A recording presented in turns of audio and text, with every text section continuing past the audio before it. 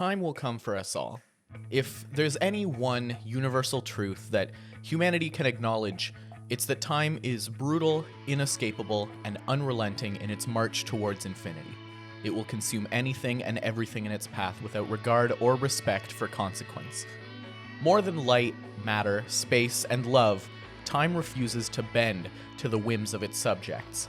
What we're left with, in turn, is the decision of what we do with the time we have, whatever that amounts to.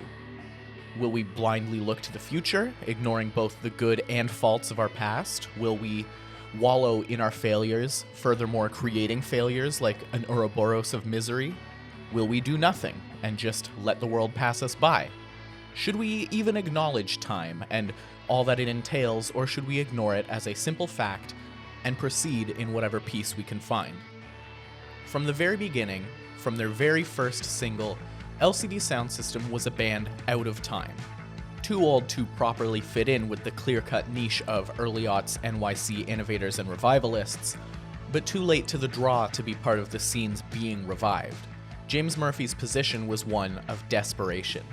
Having already turned down the gig of a lifetime as a writer on Seinfeld and spent his 20s languishing in musical obscurity, he had to act now or forever be another face in the crowd who would let time pass him by.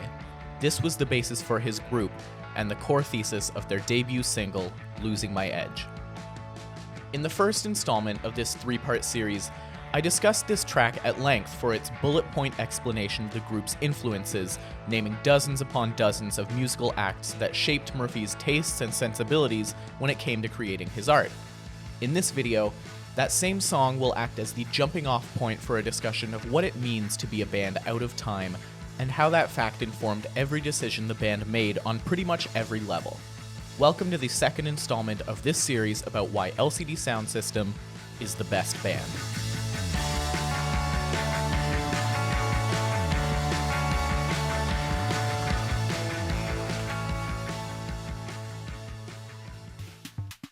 One of the first things you'll notice in listening to LCD Soundsystem for the first time, beyond the somewhat unconventional frontman and variety of influences, is the patience with which each track progresses. Scarcely does a track length fall under the 4-minute mark, 6 to 9 seems to be the comfortable standard, and extremely rarely will you find a song switching up its instrumental core midway through. Instead, the music is a gradual build towards one or several euphoric climaxes which retain the same basic elements as the starting cut, but recontextualize them through the addition and subtraction of them.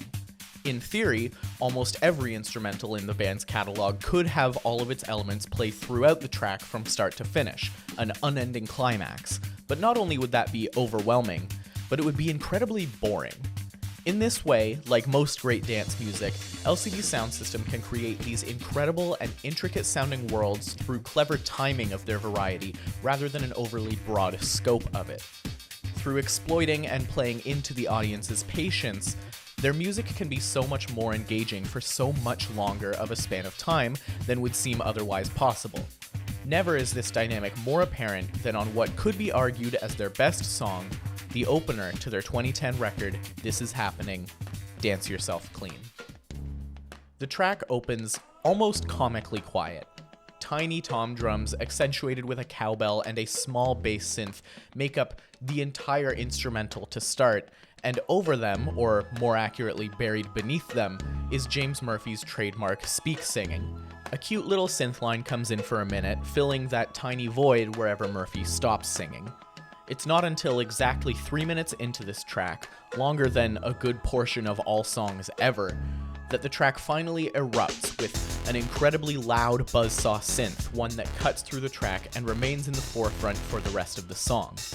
A more traditionally driving drum beat accompanies it, and while Murphy's voice never gets louder in the mix, his intensity builds to unprecedented levels.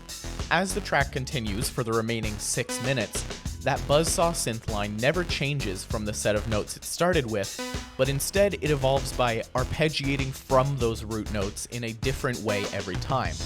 The track comes to a final climax after a short break of quiet, and then rather than ending on that peak of euphoria, it instead chooses to go out just as it started, stripping back layers one or two at a time until eventually all we're left with is that same quiet bass and tom drum combo that opened the record. With digital sequencing and instrumentation, it would be extremely easy to over or underuse any one of the pieces of this long puzzle. Literally one click or keystroke, and we would have a different song entirely. The genius behind this track, and the genius behind nearly every LCD Soundsystem track, is using the perfect quantity spread out over just the right amount of time. The most extreme example of this comes in 2006 with the release of 4533. Initially commissioned as a jogging soundtrack for Nike and sold exclusively through their music store program on iTunes, this single track spans the entirety of its titular runtime and is ostensibly designed to reward and push at good intervals of a run. James Murphy later admitted that this was complete BS, that he doesn't jog and did not test the album in the way that Nike marketed it. Rather, he expressed that he had always wanted to do a long-form singular record in the style of E2 to E4 by the late great Manuel Gottsching, and took the Nike commission as an opportunity to bring those dreams to fruition. Much like E2 to E4, the track bleeds cleanly from one movement to the next, with 6 long parts making up the greater whole. The track is largely instrumental, with some movements containing brief and repetitive lyrics that act more as texture than substance, and many of the instrumental passages on 4533 would make their way onto their following studio album, Sound of Silver, the next year, albeit in a more refined and structured form. Listening to this piece proves my earlier point perfectly, where each movement has a set number of repeated elements that ebb and flow in and out of existence in time with the emotional, or in this case energetic, peaks of the song. The lyrics may not take prominence in 4533, but the same cannot be said of the rest of their catalog, and in investigating the group's thematic obsession with time, there's no shortage of references and allusions to be found.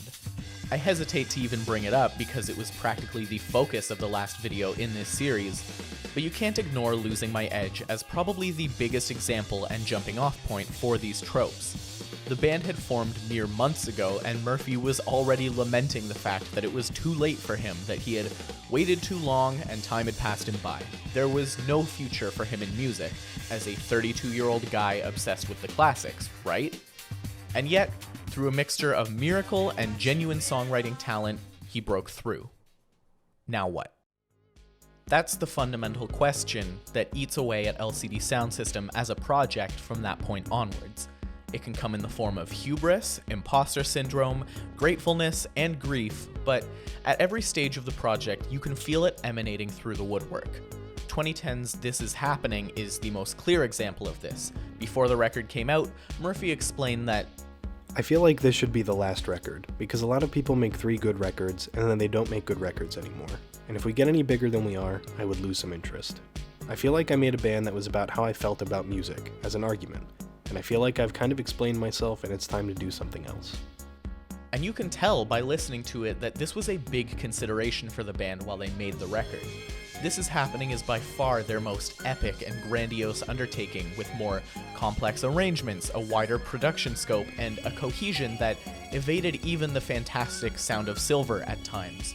Tracks like All I Want, I Can Change, and You Wanted a Hit take on nostalgia, relationship dynamics, and parasocial dynamics with tact and humor.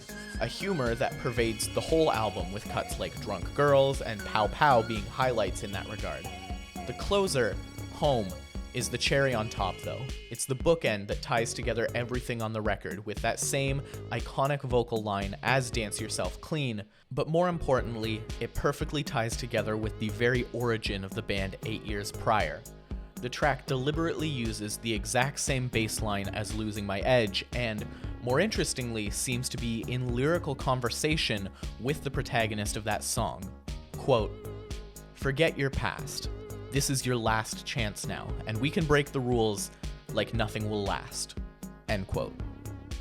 And so, with one final song, with a last conversation to himself, and a reminder of what brought us all here to begin with, the band concluded their final album. All that was left was to say the hardest word. The Long Goodbye is one of the most essential, greatest live albums ever made. It's the band's stated final show to a sold-out Madison Square Garden audience spanning over 3 hours and covering nearly their entire songbook. Guests and friends come on to help out, and by the end of it, it's hard to imagine a better send-off. Once again, time is wielded as the band's strongest weapon, both in the literal sense of the set length showing what a massive quantity of fantastic material the group had conjured in the span of just 3 albums, and also in the infinite vastness of what comes after. It's a long goodbye because there's nothing that comes next, just forever. As scary as that sounds, there's something comforting in the possibilities that lie beyond. With one final 10-minute love letter to LCD Soundsystem's home city in New York, I Love You, But You're Bringing Me Down, which is beautifully ushered in with a cover of Angelo Badalamenti's Twin Peaks theme, we meet an epic finale unlike any you've ever heard. The culmination of not just 10 minutes of build-up, not 3 hours of build-up, but nearly a full decade of peaks and valleys, ebbs and flows, good and bad times. There has never been a greater send-off to a musical act. It is the perfect end to the perfect band. And so, it was frustrating when just 5 years later, we were already hearing reports that LCD Soundsystem was planning to tour again, and that a new album would be coming out the very next year. Was this not a betrayal of what LCD Soundsystem had so beautifully crafted over the decade they'd been active? Had they fooled everyone with their cash grab final tour, as so many bands had done before and since, only to reunite as though nothing had ever happened? How could Long Goodbye, the greatest capstone to a musical legacy, not be viewed as hollow and empty now? Well, the answer comes from the artist with perhaps the other greatest capstone to a musical legacy, and that's David Bowie. See, Bowie had spent the first half of 2015 putting together his magnum opus, Black Star, and in the process invited a host of collaborators from all throughout the music world to assist and consult on the album. One of these collaborators was James Murphy, who provided percussion on the 4th and 5th tracks on the record. In his time with Bowie, he confided in him that he was thinking of getting the band back together. Bowie asked in response, "Does it make you uncomfortable?" When Murphy said yes, he said, "Good, it should. You should be uncomfortable." On January 6th the next year, LCD Soundsystem officially announced their reunion. 2 days later, Bowie would release Black Star, and 2 days after that, he passed away.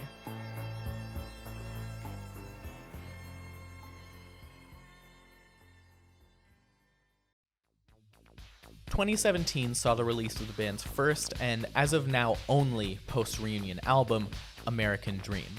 It's darker than what the band had done before, more anxious and political than they'd ever gotten, and to its credit, it's a great album in its own right. Some critics felt burned, as mentioned before, by the fact that the band had come back so soon, but Murphy says it best himself on the track Tonight, where, in a subversion of the fear of the future that defined the band's earlier years, he insists that there's still time, even long after you've supposedly grown up, to live your best life and shape your own future, that life is finite and it's your duty to yourself to make the most out of what you've got. The album closes with the song Black Screen, a tribute to David Bowie. In it, Murphy laments the briefness of the time he got to spend with his idol and wishes he'd done more to maintain that connection in the last months of his life. Murphy had been offered a much larger role on Black Star, having been asked to produce the whole record alongside Bowie, but ultimately he walked away from the project, later saying that he felt overwhelmed with the idea that Bowie and his collaborators could actually want him around. For his final tribute song, Murphy had originally hoped to have Leonard Cohen read a spoken word piece for the end of the cut, but Cohen passed away before Murphy could ask. Time had come for him as well.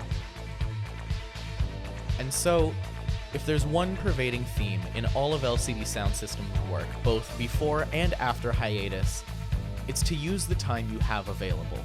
Make the most of your life, whatever that means to you. Make that song that's been bubbling in the back of your mind. Write that book that's only a quarter of a draft in your Google Docs folder. Make that YouTube video that's been gnawing at you for the past 3 months. Your life is only over when you die, and until then, you have the power to create meaning wherever you can find it. Create art, maintain friendships, work on yourself, do whatever it takes, but don't ever, ever allow time to pass you by unchecked. Thanks for watching.